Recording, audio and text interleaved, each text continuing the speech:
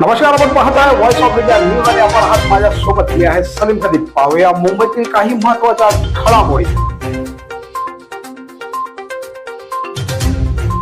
पाहूया या पुढील बातमी आहे मुंबई काँग्रेस संदर्भात। युवा काँग्रेसच्या वतीने 5 दिवसाचा सत्याग्रह संपन्न। मुंबई युथ काँग्रेसचा सत्याग्रह आंदोलन संपन्न। सत्याग्रहाच्या माध्यमातून गांधीजींनी अहिंसात्मक पद्धतीने शस्त्र न वापरता युद्ध जिंकण्याची कला किंवा मार्ग सत्याग्रहाच्या अभिनव तंत्रातून कसे साध्य करता येते हे दाखवून दिले। गांधीजींच्या सत्याग्रहाने अहिंसक प्रतिकाराची एक नवी दिशा जगाला दाखवली।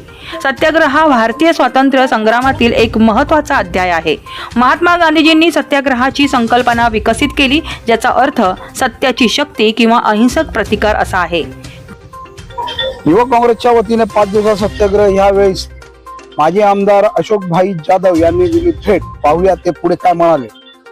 काय सत्याग्रह तो दिल्ली पासून मुंबई पर्यंत आता दिसतोय तुम्हाला। आमच्या युथ काँग्रेस वाल्याने सगळीकडे पूर्ण प्रयत्न केलाय की हा सत्याग्रह व्यवस्थित झाला पाहिजे आणि आज 5वा दिवस सक्सेसफुल ते करत आहेत। आणि ह्याच्यात सगळ्यात महत्वाचा जो इश्यू आहे आमच्याकडे तो शेतकऱ्यांचा आहे। असं आहे की पूर्वी ज्या वेळेला अमेरिकेपासून आपल्याकडून जो जाणारा माल होता त्यालाही 18% किंवा 20% टेरिफ लागलेला होता। या ज्या मॅटर जे आता आलं एक्स फाईल आलं तुमचं, त्याच्यात मोदीजींनी सरळ सरळ गुडघे टेकलेत आणि जे काही अमेरिका सांगेल ते सगळं मान्य केलंय। तर शेतकऱ्याच्या मालाला जर तुम्ही 0 टॅरिफ लावत असाल आणि अमेरिकेवर येणाऱ्या मालाला तुम्ही 18% टॅरिफ लावत असाल तर माणसाने करायचं काय? कारण आजपर्यंत कुठेही तुम्ही विश्वगुरु व्हा नाही तर आणखीन काय व्हा, पण लोकांच्या पोटा पाण्यावर तर लात मारली नाही पाहिजे।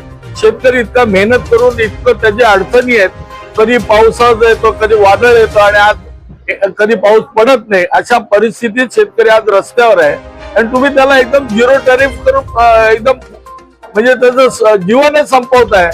त्यामुळे ह्या पक्षाला शेतकऱ्यांबद्दल कुठलीही सहानुभूती नाहीये। त्यांना फक्त आपली कातडी वाचवायची आहे की उद्या अमेरिकेने एखादा शब्द टाकला आणि प्रॉब्लेम आला तर काय करणार? त्यांना घरी बसावं लागेल, कारण ही जी प्रकरण आहे ती छोटी नाहीयेत, ही एक माणुसकीला काळिंब आहे मला सांगतो। आणि त्यामुळे आज जे सत्याग्रहात 5 दिवस झाले सक्सेसफुल झालंय, मी त्यांचा युथ काँग्रेसचा आभार मानतो। आणि असेच काही ज्या गोष्टी आहेत ज्या सरकार मोजत नाही जनतेला, कारण हे लोकशाही आहे। लोकशाहीमध्ये प्रत्येकाचा अधिकार असला पाहिजे। आता ह्याचा पण 16 आणि 17ला काउंटिंग आहे। मी स्वतः माझ्या अंधेरी पश्चिम मधून 6 पेट्या लिहून दिल्या, 3 लाख रुपये भरले आणि जेव्हा दिवस जवळ आला तेव्हा त्या कलेक्टरने बोलून आम्हाला सांगितलं की आम्ही डेमो देणार। म्हटलं डेमो तर हे वोटिंगच्या पूर्वी तुम्ही देतात आणि त्या डेमोला आम्ही काय मोजणार? ते म्हणाले आमचे हे इथले जे एम्प्लॉई आहे ते मतदान करेल, तुमच्या कार्यकर्त्यांना तुम्ही आणा, तुम्ही मतदान करा।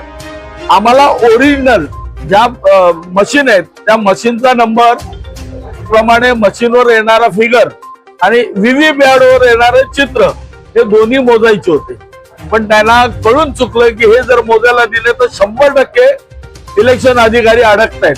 त्यामुळे त्याने ते आम्हाला क्लिअर कट सांगितलं की आम्ही हे उडवून टाकतोय, आम्हाला ऑर्डर तशी आहे दिल्लीवरून आणि हे उडवल्यानंतर तुमचे पैसे आम्ही देऊ शकणार नाही, तुम्ही विड्रॉ करून घ्या।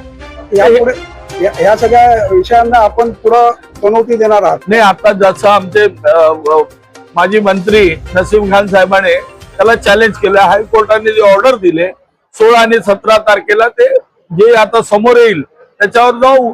आणि ज्या पद्धतीने आज आमच्या ज्या इलेक्शन याद्या आहेत 10 दिवस आधी डायरेक्टली तुम्हाला सांगतो, जे लोक 3-3 वेळा काँग्रेसला मतदान देतात त्या सगळ्या लोकांची नावं 10 दिवसापूर्वी उडवून टाकतात आणि विरोध करायला गेलो की आता पिरियड टायमिंग संपलेलं, आता तुमचं काय होणार नाही।